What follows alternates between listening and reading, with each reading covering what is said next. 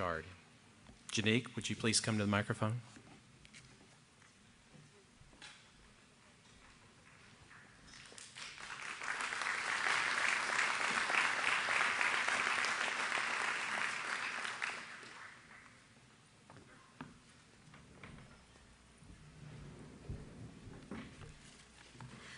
Good evening.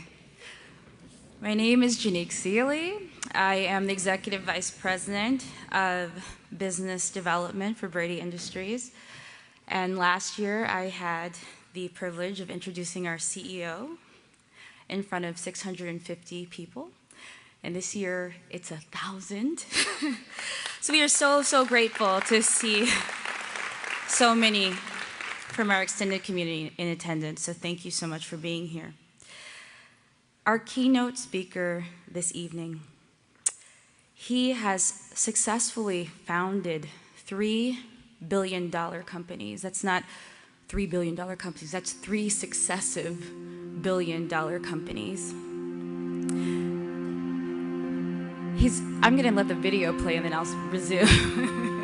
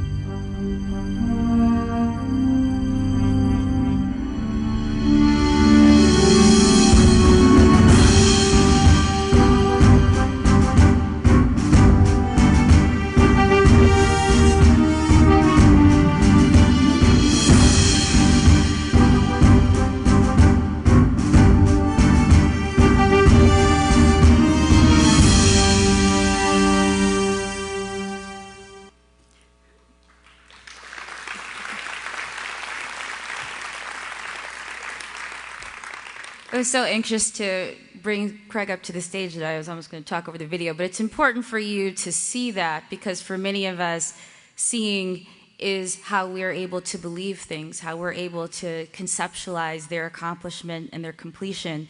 It takes a special person who can see it before it's there. Our keynote speaker this evening, he successfully built $3 billion companies, and that's 3 successive billion-dollar companies. He successfully won 3 hostile takeovers on Wall Street. He took 2 companies public to NASDAQ so far. He's a New York Times bestselling author, Barnes & Noble's bestselling author, and received an honorary PhD from his undergraduate alma mater, Illinois State University. But if you ask him, he wouldn't name any of these successes as his most important accomplishment. He would name his family, his beautiful wife, Melissa, 6 dynamic, incredible children, including our mascot, Braidy, who's here this evening. And he would name his extended Braidy family, which includes you, our community. And when it comes to Braidy Industries, it's not this beautiful building that we're all sitting in that's his source of pride. It's our 12 talented interns that made up our inaugural internship class this summer. Everybody, they're here this evening as well. And it's our $275,000 in corporate sponsorships and contributions to local causes. You know someone by what they do. In every boardroom and every business meeting around the world, he speaks of you, of Ashland, of home, and of the 10,000 families here that make us one family. And with no further ado, I'd like to present to you the chairman and CEO of Braidy Industries, Craig T. Bouchard.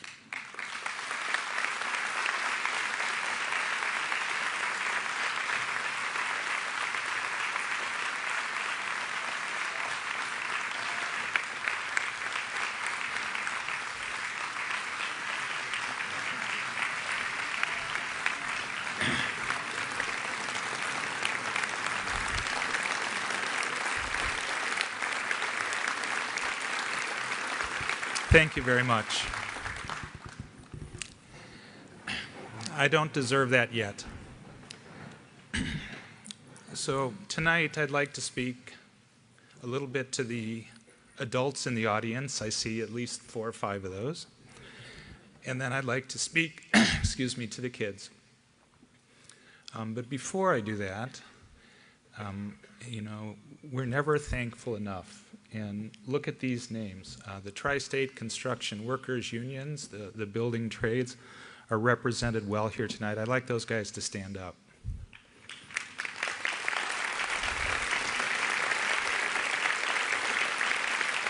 Now these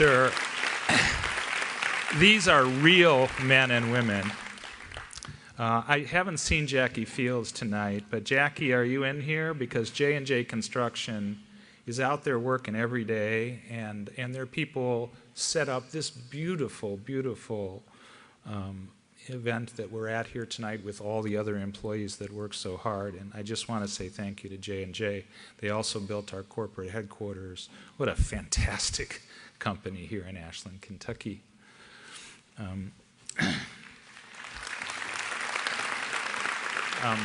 To Great Corps, one of our great sponsors tonight. I love the Great Corps guys and their leader. Fantastic. And the members, Choice Credit Union, Marathon, the Van Antwerp firm, which represents us, and they're here tonight. And of course, King's Daughters, which has shared many events with us already. We're the new kid on the block. They're the real deal. And these sponsors, and if I could, Kiewit, who's going to build this monstrous building that you just saw. Kiewit is here tonight. Could the Kiewit guys please stand up? Not sure where you are exactly.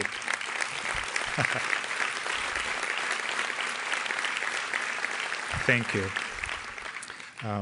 You know, there's a bunch of the really global big construction companies. You know, companies like Fluor, Bechtel, you've heard the names. None of them compare to Kiewit. And they are building what you just saw, which will be, when it opens, the 13th largest building in the world. 40 acres under one roof, much of it 10 stories high. And that's going to be sitting literally right outside the door. And guys, thank you for joining our team. Let me just do a few more thanks. I want to have everybody in this room who's less than 21 years old, please stand up. You are the future. and really, they're around the room.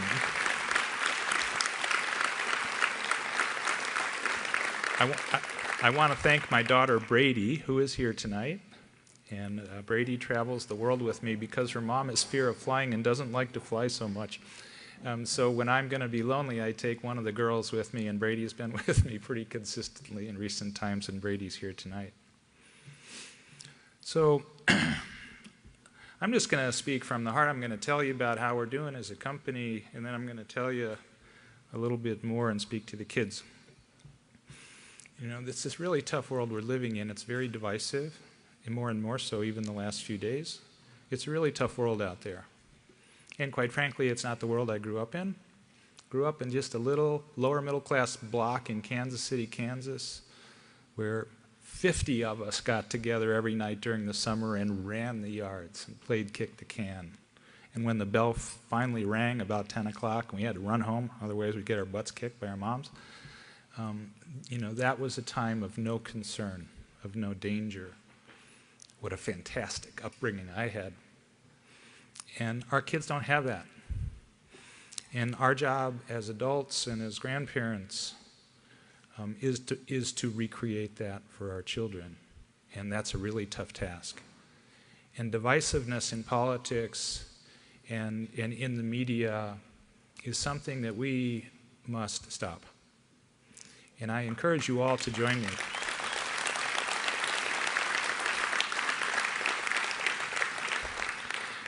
There are two kinds of people out there. I'm just going to ask you a question here. Anybody that's sleeping better wake up. I want everybody to go like this. Clasp your hands together. If your right thumb is on top, which mine is, I would like you to stand up. Everybody where the right thumb's on top, I want you to stand up. Every single one of you is left brain dominant, and look how many of you there are. You're analytical. You make decisions based on analysis.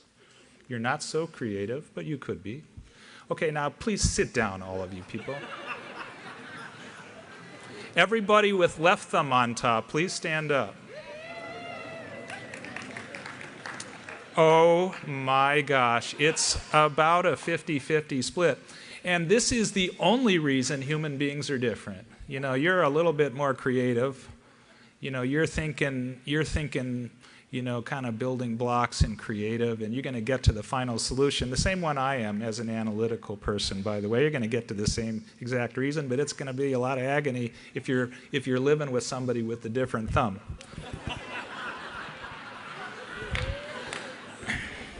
And now I know you're all looking at each other.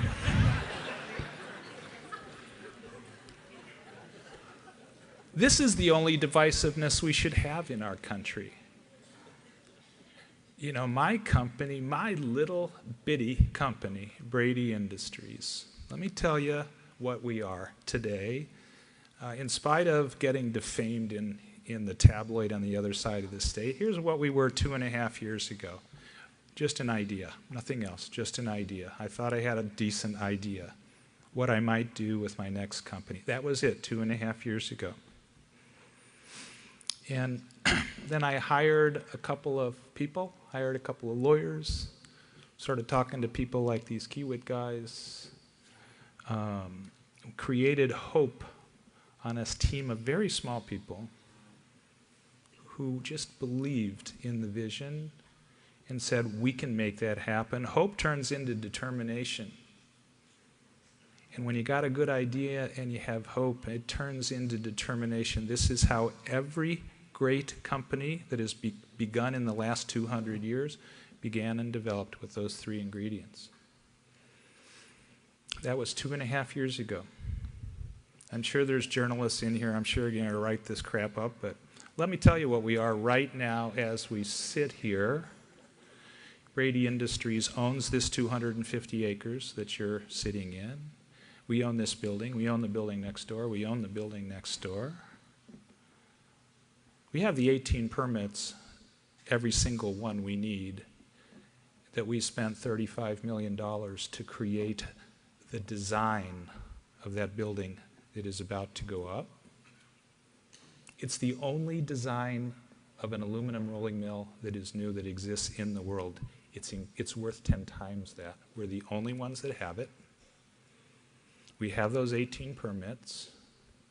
Oh, we've got about $65 million of cash in the parent company. This is our company, Braidy on the top. There are 3 companies below. Braidy Atlas, which is the mill. NanoAl, which is a company we acquired just recently, some of the best science in the world of aluminum. And Veloxant, who you've already heard a little bit about. So we have, $65 million of cash we've deposited in the Kentucky banks. And we have 2 companies we bought that are worth $200 million. And we have not 1 penny of debt. Now, this is the company that when I go to Facebook, I read about, are they going to be here tomorrow? That's what, now could I please ask every Braidy and NanoAl and Veloxant employee to stand up that is here tonight? That is what these people have created.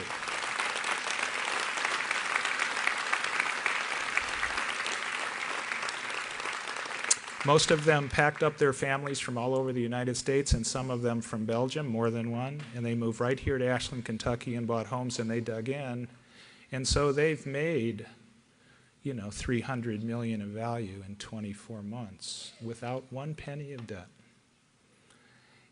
If anybody thinks we can't build this mill, you're just out of your cotton picking mind.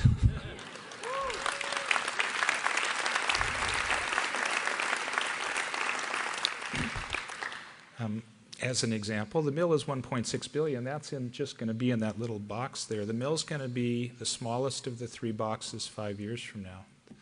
The mill, by the way, is sold out for its first 7 years of production to the largest car companies in the world, almost all of them, one of which I just visited in Detroit just yesterday, to a couple of the greatest aerospace companies in the world, and 10 or 12 of the largest metal distribution companies, all famous names in the world. And the papers like to say non-binding MOUs. Are you kidding me? They're waiting. They're forcing us to go faster. And now they're competing to lock in 12-year agreements to make sure they get our metal and other people don't. So we're sold out for 7 years. We know in our 2nd year our revenues in this mill right here are going to be $1.3 billion. It's already decided. It's already contracted. And we will be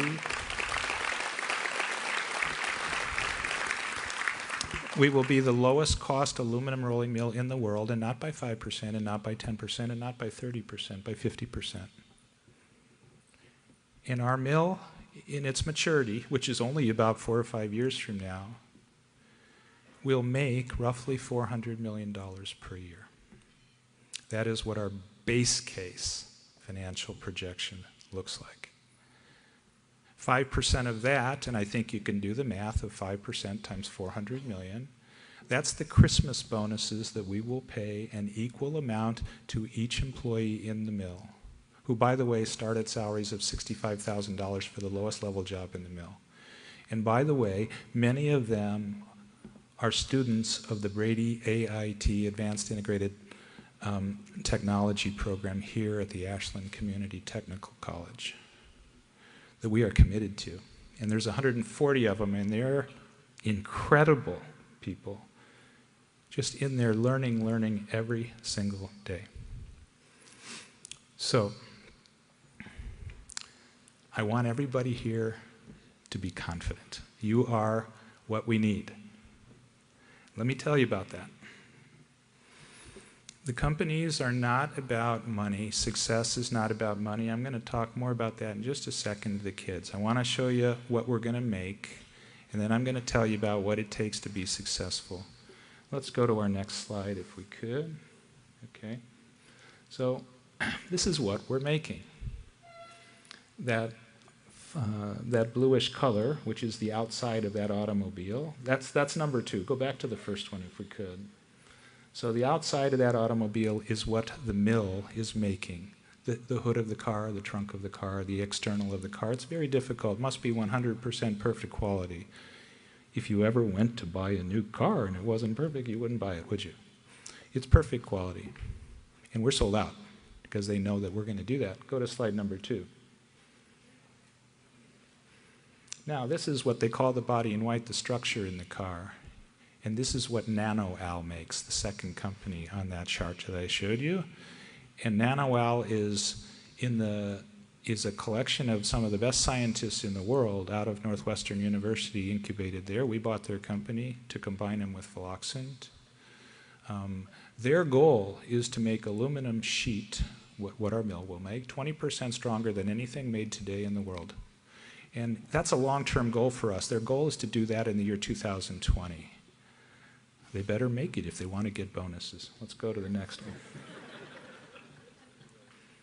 These are internal components in the car. And you know, it might be hard to read some of the lettering, but over time, this slide is about pieces that are in and around the engine of the car. And this is what Philoxant will make right here in this building.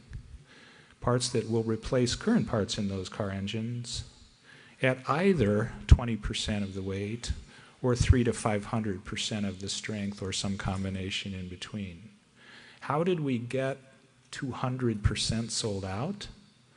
Well, the car companies like our aluminum, but they love this. And they bought the combination. They bought the vision, the strategy, the scientists, and the 35 patents that we own or have applied for, of which we'll get all of them, that make us the top scientific shop in the world of industrial manufacturing. Go to the last one. So they don't stop at the engine. Philoxant's going to make the transmission too. So this is what we're going to make. But companies are about more than money, and they're about more than science and cool stuff. They're about culture, and they're about people. Inside this mill, there will be 600 employees. We're the first and only aluminum rolling mill in the history of the United States to be granted by the federal EPA a low emissions permit.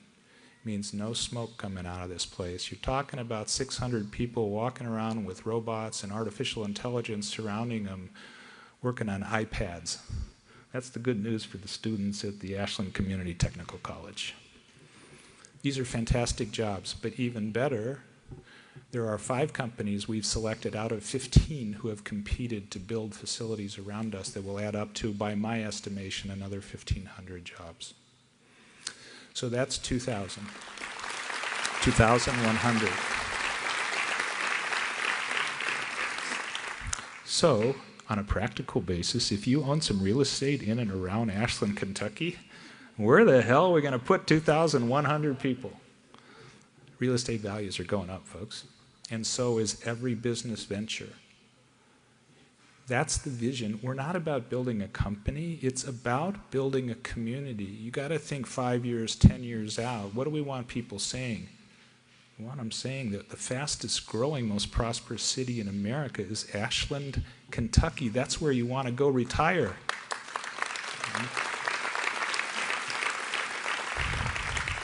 If you don't think like that, you're not in the family. Right now, you're all in the family. I want you all to think like that. You can't reach a goal if you don't have a vision. And if you've got the vision, you can reach any goal. This power of 1,000 people in here is 10 times more than what you think it is. Right? Now let me just invite 2 people out here. Where's Emily Borders? Where's Lexi Evans? Come on out here. All right. 2 of our summer interns, one from Greenup County High School and one from Boyd.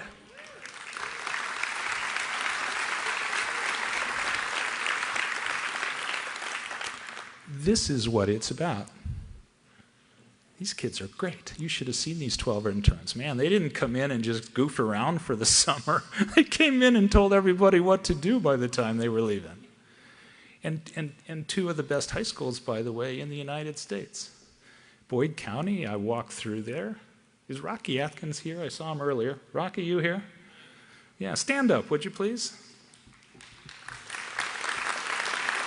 Rocky Atkins helped us start this company here, and he personally invited me to come. Where's Robin Webb?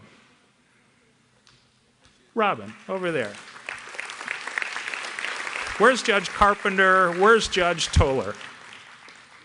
Whoa, Bobby Carpenter? He stood up pretty quick. Where's Judge Toller? See, you can tell who's running unopposed. Okay, there's Judge Toller back here. Hey, guess what party they're in, everybody? They're all Democrats. I love every one of these people. And I happen to be at least a semi-Republican. Okay, where's Danny Bentley? Come on, at least stand up. The governor's gone, but Representative Bentley. I don't know if Jill York is here tonight, but a fantastic person, Jill York, and if she's not, we'll kiss her by the internet or something.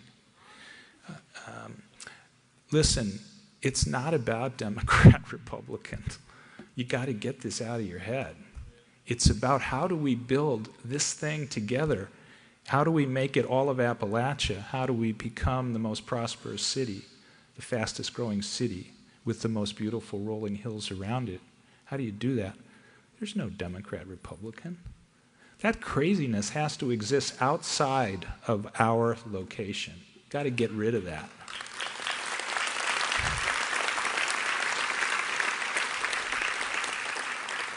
I mentioned Rocky because he played some pretty good basketball, and I saw his name on that gym at Boyd County.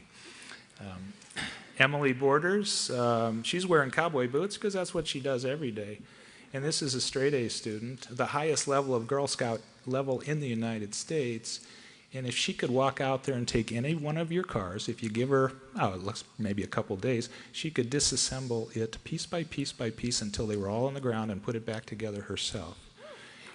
Yeah.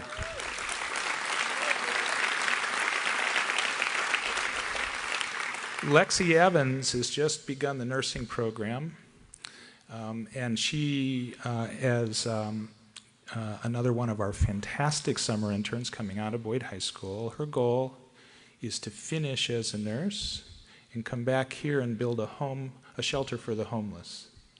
She has a real heart as well as a brain.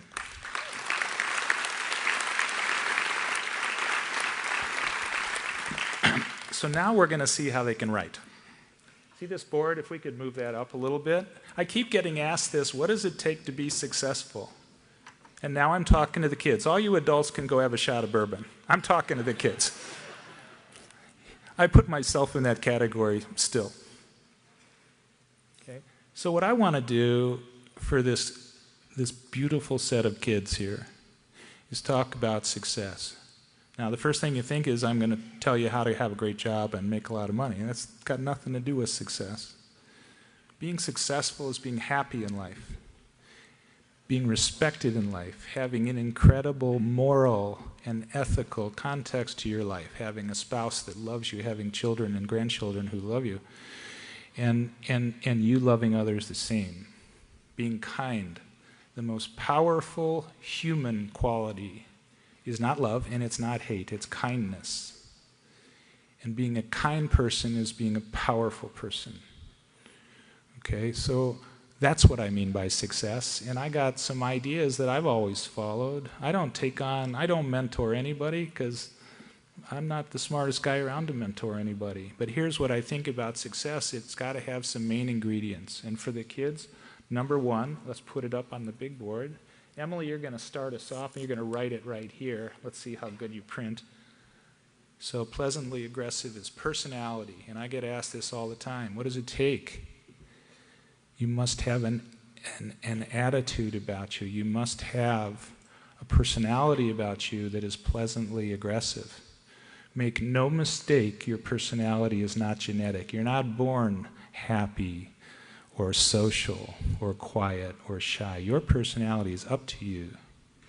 And your success in life, in business or as an artist or as a musician or as a husband or as a wife, means being pleasantly aggressive. If you are pleasant all the time, you'll get run over in this life. If you're aggressive all the time, people will just turn you off. And if you are pleasantly aggressive all the time, people will follow you. And that's who we look for. That's who we want to hang out with. Kids, be pleasantly aggressive every day of your life. Number 2. And you can write that down. Good. Emily's on top of it as normal. Okay. You don't get if you don't ask. I can't stress this enough. In life, if you want something, you really want it, and you deserve it, particularly, you gotta ask. Ask for the job. Ask for the car. Ask for some money. Ask for forgiveness. Ask for help. Ask for charity. You don't get if you don't ask. And kids, you got to learn this one quick. The world will run you over. Number 3. Okay, number 3. Let's get it up on the big board. Okay, killer instinct. This is my favorite one. So I go back to the greatest archaeologist of all time, in my opinion, was Heinrich Schliemann. He lived in the late 1800s, and he spoke 23 languages, discovered Troy. And he liked to talk about humans in the context of animals, and he described to me what is killer instinct. I'm a cheetah. I'm out in the plains. I'm the fastest animal in the world. Lexi, come on up here. Stand right here, okay? And I'm hungry, and I see the herd, the beautiful herd of those antelope. And I zero in on the one that I want, and I go off at 90 miles an hour towards that antelope. But gee, in between, here's one that hurts its ankle. It's limping along, and it's right in my path. That's Lexi. I don't care at all about Lexi. I'm going to eat Emily. And that is killer instinct. Focus to the finish of your task. We don't have enough killer instinct here in Appalachia or in Ashland. You're going to be really highly ranked in my other categories, but we all got to learn this. You know, you've been socked in the face for 20 years here. You're so kind. You win the kindness award, which is really good. And killer instinct you got to have more of, because we're not going to let people push around Eastern Kentucky anymore. We're going to hang together, and we are going to build the greatest city in the United States. Let's go to the next category. Look for the third party, okay? Now here's an interesting one. I always have followed this in life. Human beings love each other by their very makeup. They get along. But oh, gee, we see people disagreeing with each other, don't we? Why is that? There's a reason. There is always a third party. Might be a problem in a marriage, might be a problem at school, might be a problem in the family, maybe the girls aren't getting along. It doesn't matter what the problem, there is always a third party. You want to be successful in life, you identify it very quickly. And this is what I teach my kids. And I would recommend all kids in here, you think like that. When there's a problem, there's a reason, and there's always a third party. Why on earth would a tabloid on the other half of the state try to defame not only us, but all of you? Why? Gee, I don't even know them. I've only met one of them for 5 minutes because she rashly asked me some questions. Then she wrote 99 of them to us. We answered the 99 questions with 11,000 words. None of them showed up in the paper. Why would we have a disagreement? Who's the third party? He spoke to you tonight, Governor Bevan. They simply hate him. Let's go to the next one. Okay. You're going to rank out of 1 out of 10 on a scale of 1 out of 10. You are a 20. You've got to have faith. God matters. And you've got to have faith to be successful. Now, I'm the last guy to tell anybody in here about their faith or about God. There's so many great experts in here. This goes back for me to during the Vietnam War. I was sitting there in 8th grade. I played basketball. I was pretty good. For St. John of the Cross in Western Springs, Illinois. And we were 52-3 as 6th, 7th, and 8th graders, so maybe the best team in Illinois. And the next best team was Immaculate Conception, just about 5 miles away. So we're talking Catholics trying to kill Catholics here. They were really cocky. And we got to the end of that game, every big crowd in the auditorium watching this, just an 8th grade basketball game. I got fouled. I went to the line. You know what I did? I look up and I'm going, oh, if I can only make this, we're going to win this game. Of course, you know, I'm asking God to help me with the free throw. I missed the free throw. But that's okay. We were still up by 1. We go down the court. There's only a few seconds left. One of the idiots on my team fouls another guy on Immaculate Conception. I know his name, Terry Granahan. Terry Granahan goes to the free throw line. What does he do? He's making the same sign of the cross. So God's got 2 choices, right? And he makes 2 free throws, and we lose the game. I figured out right then that God didn't care about St. John of the Cross. So now what's wrong with that, right? God didn't care about that game. God cares about real things. In Vietnam, people were killing each other right and left that very day. Okay, so I changed over time, just thinking, I actually thought about that as a kid, and I realized that for me, what does God mean? God means helping me, advising me, giving me counsel. What do I ask God for? Not to make a free throw. I decided to ask God to help me make tough decisions. Every time I have a tough decision, by the way, that's about every day these days, but has been much of my career, I say, God, here's the choice. Help me make the decision. The answer is really simple, of course. There's a right answer, and there's a right way to do things, and there's a wrong way. You can do good, you can do not good. But you've got a tough decision. I ask one simple thing of God, what is the right choice? And that's what I do. And that's my faith. And if you want to be successful, kids, you must have faith. By the way, on Facebook, let's talk about Facebook. I love that. All of us dinosaurs, let's talk about Facebook. By the way, I want to say to the Clark family, before I forget, because I just met John tonight, to the Clarks also, from me personally, thank you. You are spectacular. Thank you.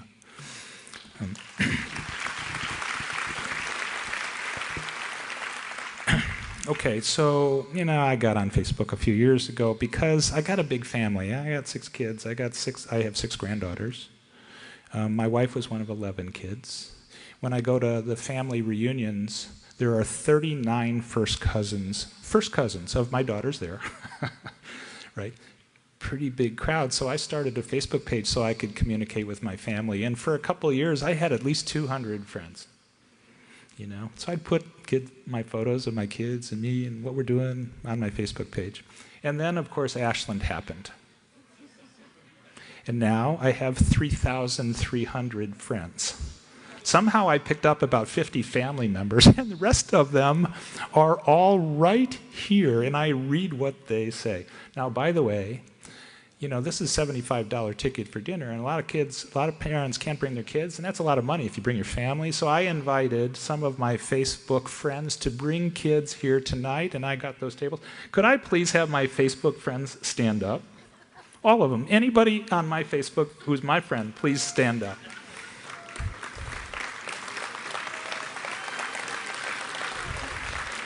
I'm just curious how many are going to be right-thumbed, right? Thank you.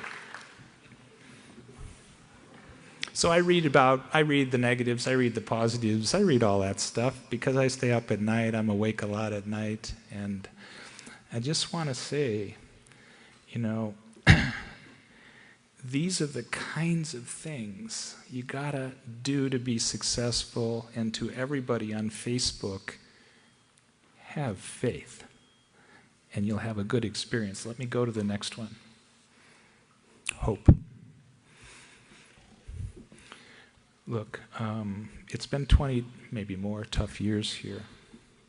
We can change it. I need everybody's help to change it. And I don't mean just smile or don't say negative stuff or even say stuff. I don't mean that. I mean help. Stand up and help. Help us, help others. We're building a community, not a company. And hope is everything. You can turn hope into fortunes. You can turn hope into an entire population of happy, successful people. But you got to have hope, and we've got to do that together. We are one family. Every person in here, I need your help. Every left thumber and every right thumber. I need every one of you to hope and spread it. It will catch you like you can't believe. That building we saw in that movie will be one of 10 things like that in this area if we deliver and turn that hope into dedication and determination. Let me go to the next one. Charity. Okay. Look, we've done really well as a company. These great employees I have turned hope into, just in a short period of time, $65 million. The U.S. government is lending us $1 billion for our mill. We've applied. They like us. We're moving forward. We're not done yet, but now I'm getting criticized in the paper for borrowing on taxpayers' money. Well, let me tell you something. We're paying interest. We're paying interest on the loan, and we're doing some pretty good things with that money. We had all kinds of banks bidding. And with the government, I got a discount if we're successful. And that saved us, on $1 billion, $35 million per year in interest. That's $35 million. Thank you. That's $35 million going to our bottom line, which gives me $35 million more to pay my employees, to build healthcare facilities for them, to build daycare facilities, which will be right here at the mill. Daycare, healthcare, fitness. How do we make people healthier? How do we fight the opioid crisis? And I don't mean give it lip service, I mean eliminate it. How do we build our educational programs at the high schools, at the grade schools, at the middle schools, and of course our own Braidy AIT program? How we make it world leading? How you do that? Well, you do that by taking that $35 million and spending it on our community. As a startup company, we had 90 charities and tough cases and sports teams and kids and all-star teams, some of whom had never worn a new uniform before. Some of those kids wore new uniforms the last 2 years into all-star games and went to state finals, right? How proud those kids were and how talented they are. How do you do that? Well, we contributed to 90 causes, and we had no revenue during that period. That is charity, and that's what each and every one of you must do. There are many business owners in here tonight. It is your responsibility as a CEO or a person running a company, it doesn't matter what size, to give back to your community. Our country has lost sight of this and must regain that vision. We must contribute, and everyone in here must follow. You must be charitable to be successful in life. Next. So, this is one I've always followed. Everybody can have a tough time in life. Everybody has eventually a tough time in life. You lose family members, you lose businesses, you lose your health. You lose friends, you make bad decisions. You always have a tough time. If you live your life doing favors to people, that day will come when you need help, and it will come back to you in multiples. If you're a person always asking favors, that day comes and all the shoulders will turn. So live your life doing favors all the time. Ask as few as you can. Ask none if you can. Do favors every day. Be kind, be giving, be a giver, not a taker, and you will be successful in life.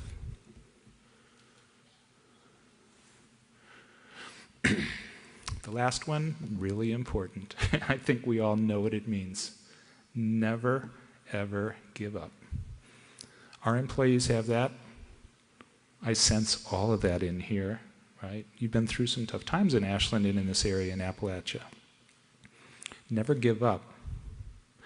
Kids, just follow this little path here, and you will conquer the world. Don't think you're just one speck of sand on a beach. You're not. There isn't one person in here who literally can't change the course of the world. I don't think this. I know this to be true. With that, my final closing remark is this. Let me give you a scorecard here, all of you people from this area. You're fantastically kind. You're pleasantly aggressive, you get a B. You don't get if you don't ask, you get a C minus. Killer instinct, you get about a C plus. I don't know about look for third party. Faith, hope, and charity, you get a 20 on a scale of 10. Never give up, you get a 40 on a scale of 10. Listen, when I look around this room, I see hardworking, dedicated, successful, smiling people who say hi to each other on the sidewalk and have welcomed us like no one in the world could welcome us. I see beautiful people. I call this crowd, this community, the beautiful people. I've heard those things because I travel the other side of the state for business, go see the governor, go see those people in various places on the east side, and I've heard a few times, yeah, we make money, we send all our money and taxes over to the eastern side of the state. You shouldn't take that for 1 second. You are the beautiful people, and you are the value of the state of Kentucky. And let me tell you something about the $15 million investment the state made that was voted 128-0, and Rocky Atkins, by the way, led the Democratic side of that to a fantastic conclusion, and I thank him every day for that. That $15 million, you know how much we're projecting in our base case financial forecast going forward? You know how much we pay in state income taxes? $16 million per year. The state invested 15, and they're going to get back, if we just execute our plan, a minimum of $16 million per year forever. That was a pretty good investment by the state. So, in closing, you should have your chest thumped out there. 5 years from now, Ashland, Kentucky is shipping money all over the state that we made here. That's you. We're going to drive the state, and we've got the beautiful people. And I want to thank you all for coming tonight. It's an incredible honor for us, the Upstart. We're not as important as any of these other sponsors here. These are longtime players and real community stalwarts. We're going to try to just match up to them over time. Thank you very much, and I very much appreciate you.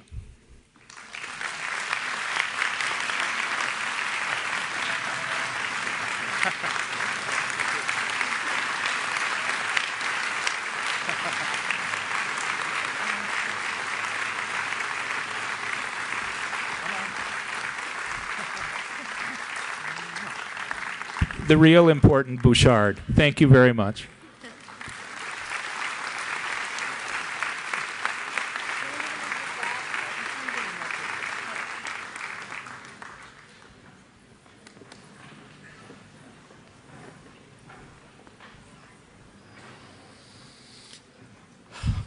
This has been a big evening.